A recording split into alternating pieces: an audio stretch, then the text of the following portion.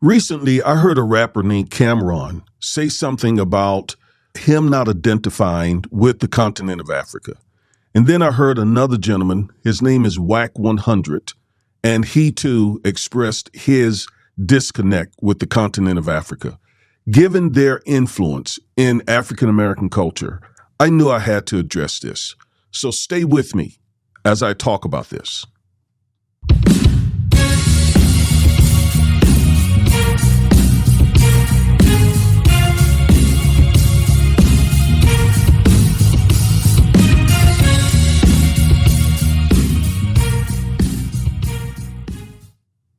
Hello, everyone. I am attorney Augustus Corbett, one half of the Defiant Lawyers, and each and every week we bring you at least one legal analysis of some trending story having to do with politics, policies, personalities, or pop culture to empower you to defy this unjust legal system and to nullify systemic racism.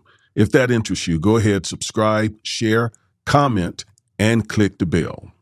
Now, again, Cameron, who is a rapper from Harlem, and Wack100, I believe he's from the LA area, both had some things to say about the fact that they do not identify with the continent of Africa. Cameron, in fact, said that he doesn't see himself as African American. He sees himself as Black American. I knew I had to comment on this, so I want you to hear what both of these gentlemen said in their own words. Okay, let's go to another screen. I'm going to be honest with you. I'm going to be totally honest with you. And I know we got to get back to our topics. We already a few minutes in. I'd rather feeling Black than African American. Because Africans don't even f*** us. Wow. Because they don't. And Americans do? Well, you're born in America. When you go to the Olympics, and when I say African American, you go over there, they call us Yankees and all that. But we're not from the motherland. We're from America. So I'd rather say I'm a Black American. When we go to the Olympics as a country, and somebody Black is fighting from the United States, you don't say African American. You say American. You don't even put a color on it. It's an American fighter fighting a European fighter, or China or Japanese or anything. You're known in the Olympics as an American. It doesn't matter what color you are. You're an American fighting against somebody from Cameroon or Senegal, whatever. The point being is they don't categorize it when it's world competition, but when it's out, it needs to be categorized. So I consider myself a Black American. I don't consider myself African American. And shout out to all my niggas in Africa. Much love. But y'all don't consider us real Africans. Y'all don't. You say Pan-American? Pan-African. Is that Pan-African. So what the fuck is a Pan-African? Basically, he's saying he want to build a school for Black people, by Black people, learning about Black things only. Why is it called that? What's a Pan-African? Pan-African usually is placing Africa at the center.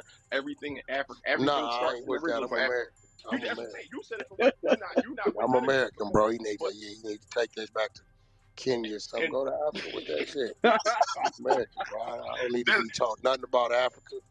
You know what I'm saying? I'm American, bro. I need to learn the American way. I need to learn how America works, how our banking system works, how our communications work, that type of how our sports work, how our hospitals are set up, our transportation channels are set up. That's probably why I ain't getting no funding. That's talking about you want to build an African school in North America. All right, so you just heard from Cameron and Mace. Mace is a rapper / preacher. I don't know these guys' music. I know that they are big in the entertainment field, in the rapping industry. I know that. But if I heard their music right now, I probably would not know it, okay? And then there was Wack100. I don't know what his government name is, or that may be his government name. I'm not very familiar with him. I don't think he raps. I think he has managed rappers, okay? I think is what he does. But they're all three of them are very influential. And when the African-American hear influential gentlemen like this, who are intelligent gentlemen, they get attention. People in our community listen.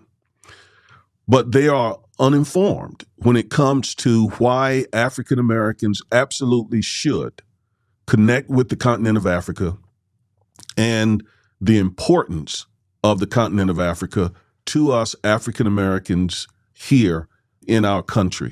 I need to really address this, and I hope others address it as well. Now, I want you to hear from an economist, a Sri Lankan economist, basically a European economist, and his take on Africa. And I think it's very eye-opening, and it sets the context for all that I'm going to say here about the continent of Africa and why we African Americans absolutely cannot reject our African heritage. All right, so let's go back to the screen here so we can hear this economist. What this presentation is fundamentally designed to say is this. Africa, historically, sub-Saharan Africa, has been fundamental to the global prosperity of the advanced countries. Okay? And Africa had a role to play. It has a role as a raw material producer. We will not allow sub-Saharan Africa to escape that. Okay, we do everything to keep sub-Saharan Africa where it is, also impoverished. It's absolutely vital for the prosperity of everyone else. So let's get clear about that. Okay, and this means all the economic structures, all the global institutions, and the economics we teach everyone is all designed to keep Africa exactly where it is. What this economist says brings chills down my spine. Not that he says it, but that he says it so openly. Apparently, he teaches this in his classes. And so it's just right out in the open. He doesn't care, apparently, who hears what is really tremendous disdain for the continent of Africa and for Black people, period. Of course, when he says sub-Saharan Africa, he's talking about Black Africans. He's talking about us. But he also, in a sort of a backhanded compliment, communicates to us how important sub-Saharan Africa is to the rest of the world. It contains some of the most valuable raw materials and minerals on the planet. And you heard him say, in order for them to survive, they must keep Africa impoverished, poor. Because once Africa rises up and takes control of those resources, he goes on to say, you didn't hear it in that clip, but he goes on to say, the rest of the world is going to be impoverished, and how they will fight against that with everything they got. So European nations, Asian nations, Arab nations all benefit from the oppression of African people. Now, that connects with what Cameron and Wack100 says. While they are trying to disconnect from the continent, everyone else is trying to connect with the continent because of all the valuable resources and minerals in that continent. Now, we, as African American people, not only do we have or should we be connected because of the valuable resources and minerals, but because it's our homeland, it's our motherland, it's where we came from. So I want to make some comments here. I've written down my outline because I want to make sure I say the things that I need to say. I don't want to forget anything. This is really important stuff here. All right, so let me go back to another screen. I want to give you some background information here. So first, African American history began long before our arrival to America. That's really important to understand. Slavery is not our genesis. We did not begin in slavery. There was many centuries of African history long before we reached the shores of the Americas. And I think sometimes we as African Americans, we forget that. It's as if we actually began here in this country. We did not begin as enslaved people.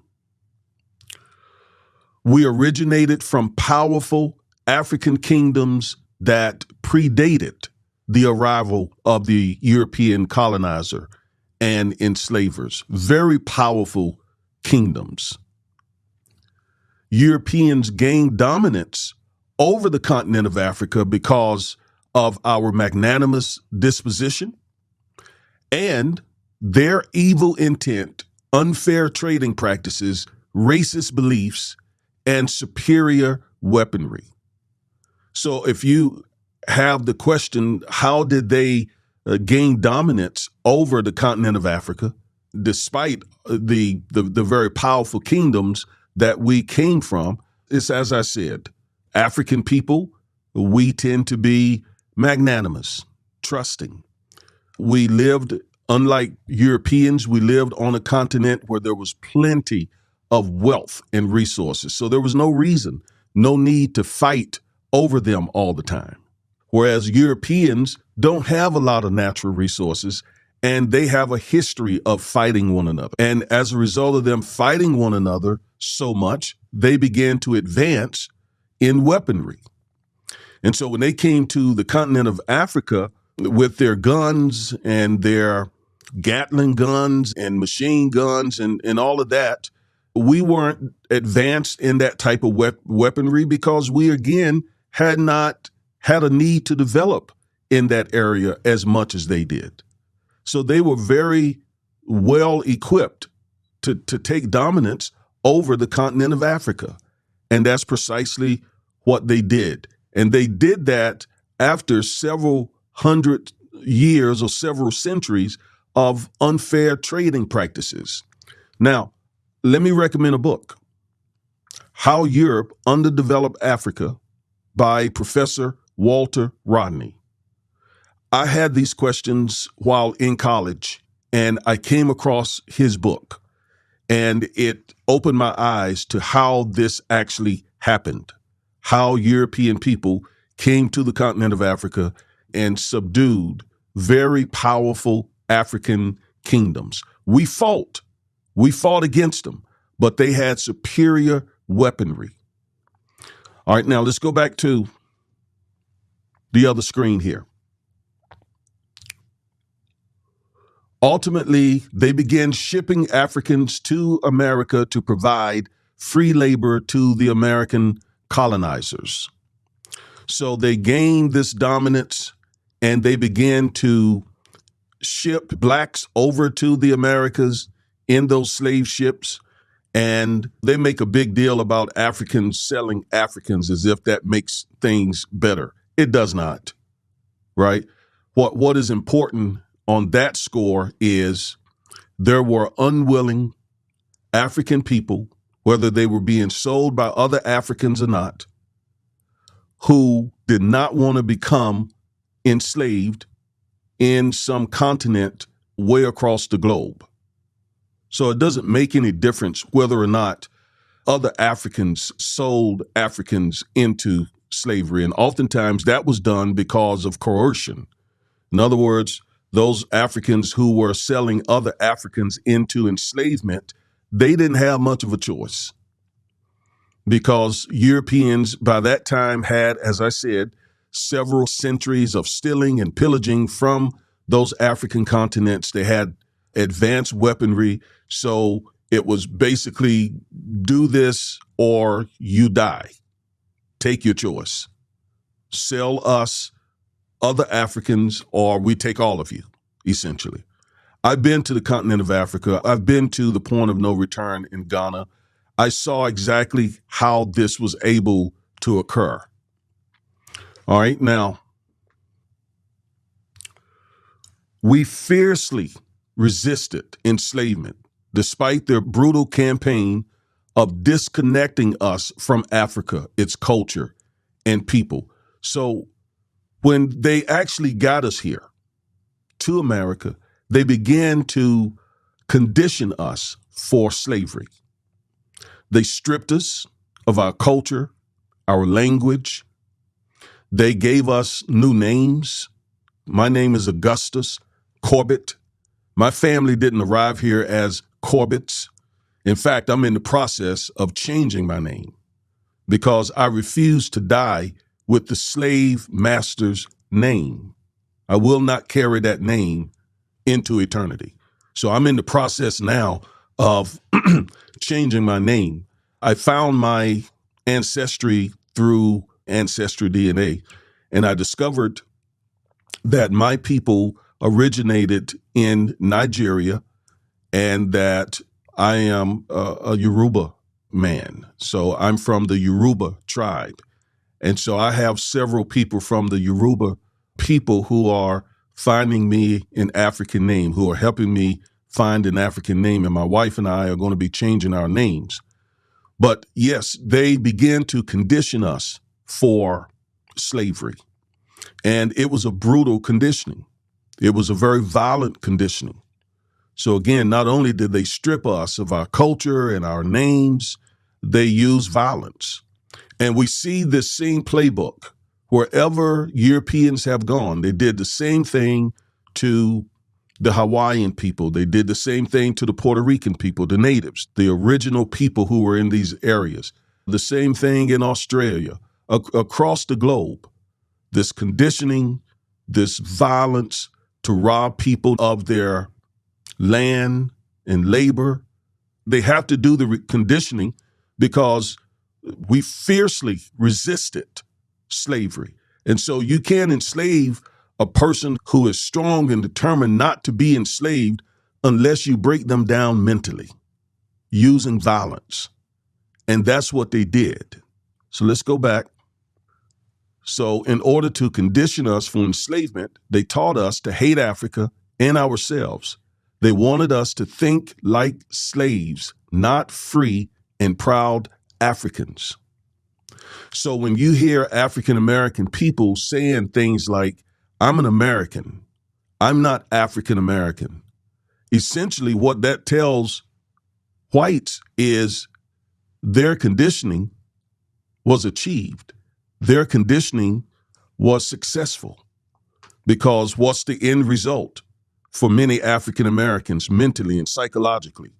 It is to reject Africa and to become an American. And remember, they used to refer to us as, and still do, niggers. And then we began to call ourselves niggers and niggas. Again, all proof that the conditioning has worked for many African Americans. That is precisely what they wanted from us, to disconnect us from Africa, to hate who we are as Black people, and to even embrace and call ourselves nigger, nigga, Negro, Black.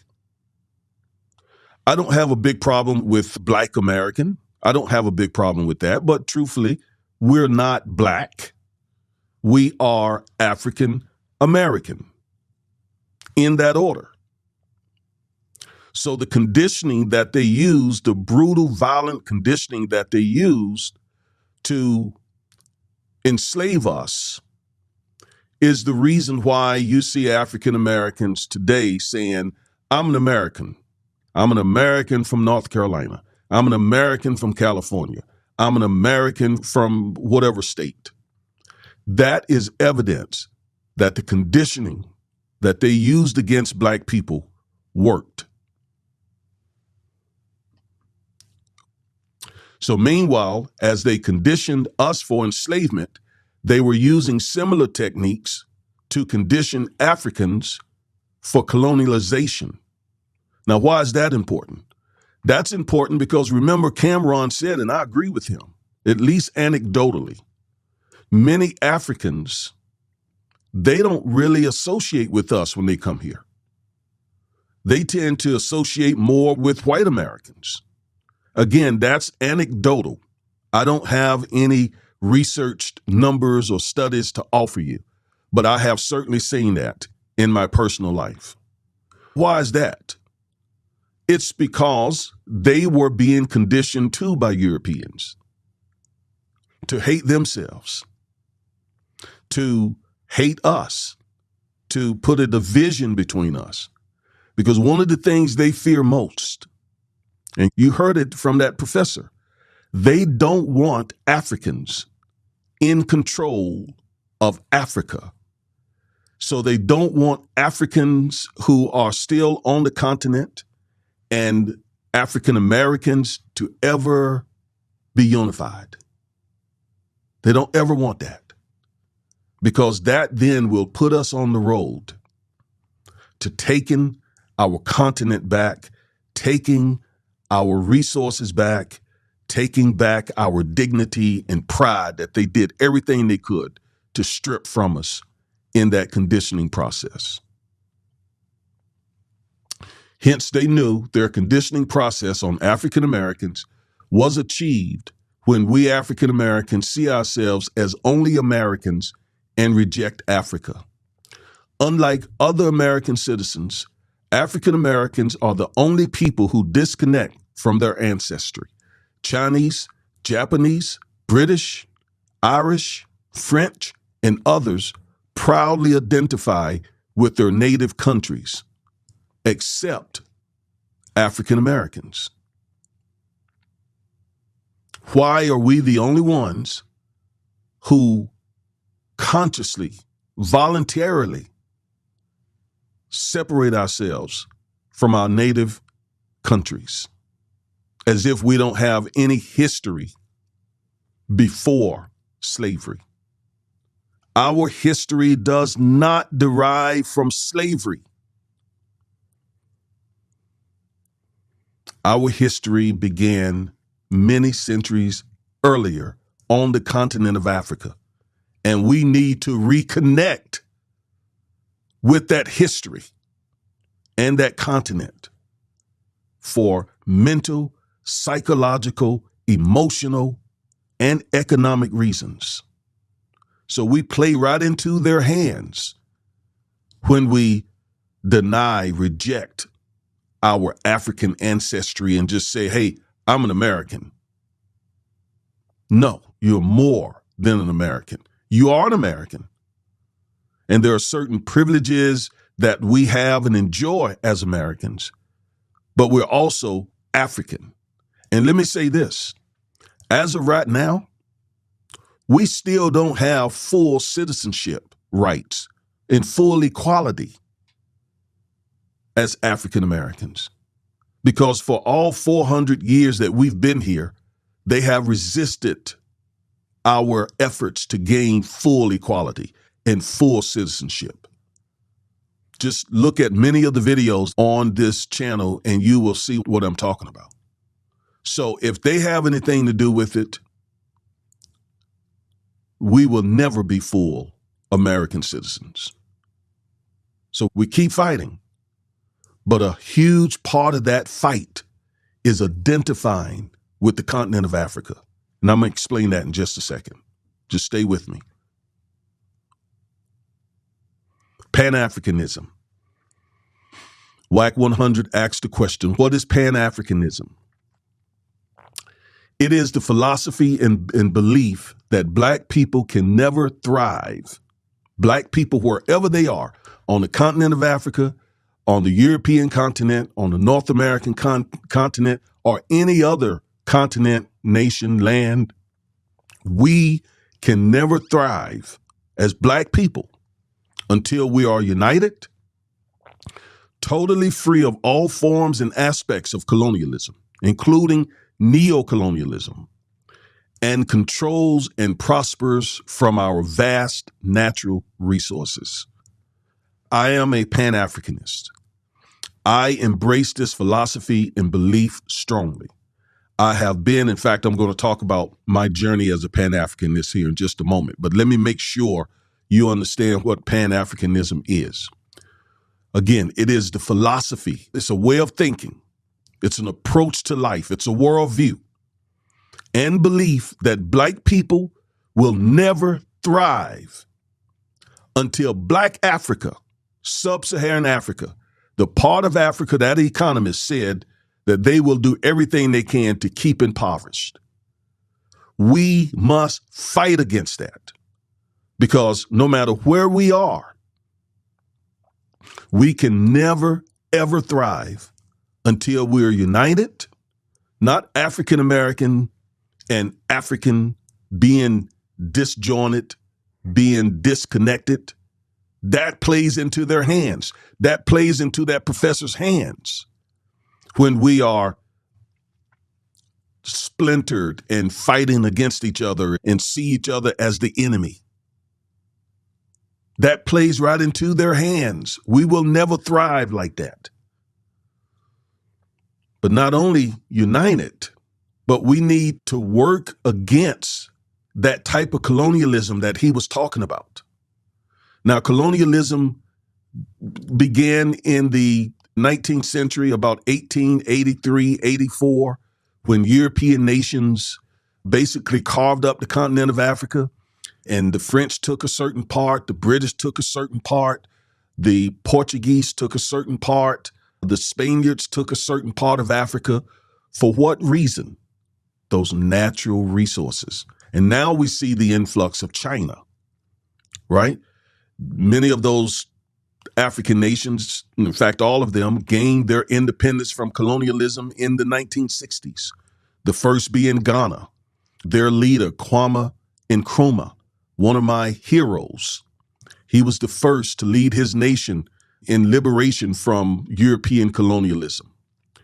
But unfortunately, what has happened is another type of colonialism has set in.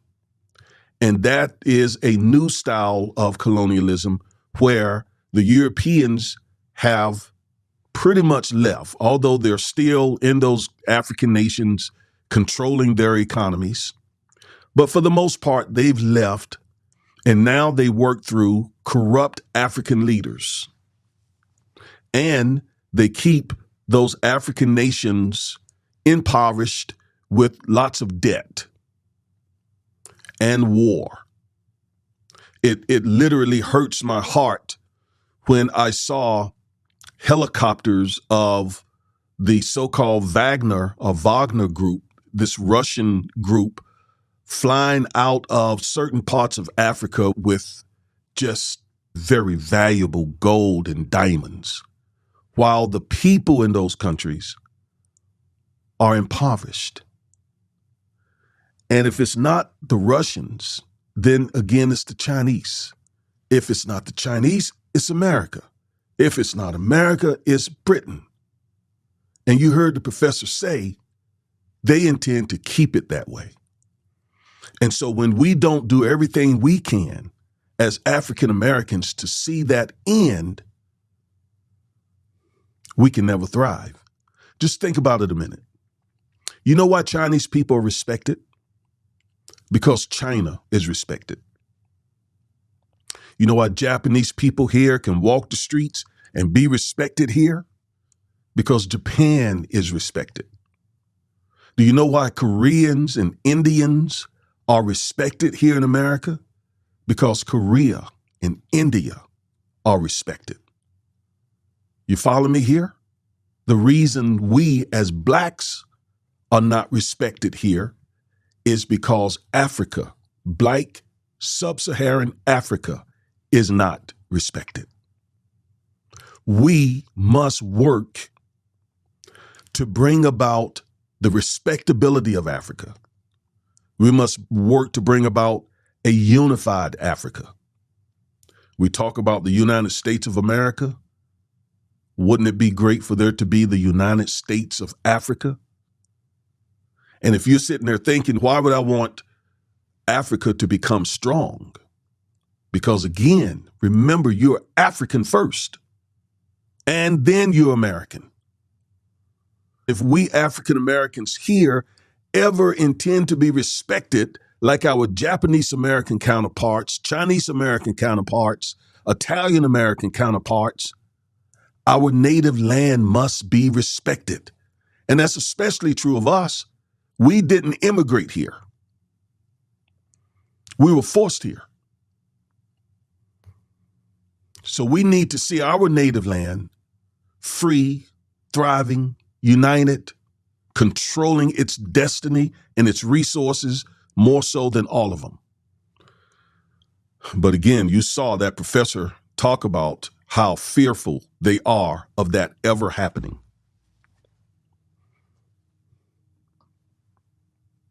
So Pan-Africanism, again, is the philosophy and belief that Black people can never thrive no matter where they are until Black Africa is united, totally free of all forms and aspects of colonialism, and controls and prospers from its vast natural resources.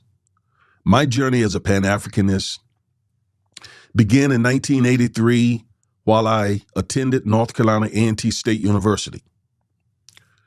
I joined the All-African People's Revolutionary Party. So when I was 18, 19 years old, I was in this struggle.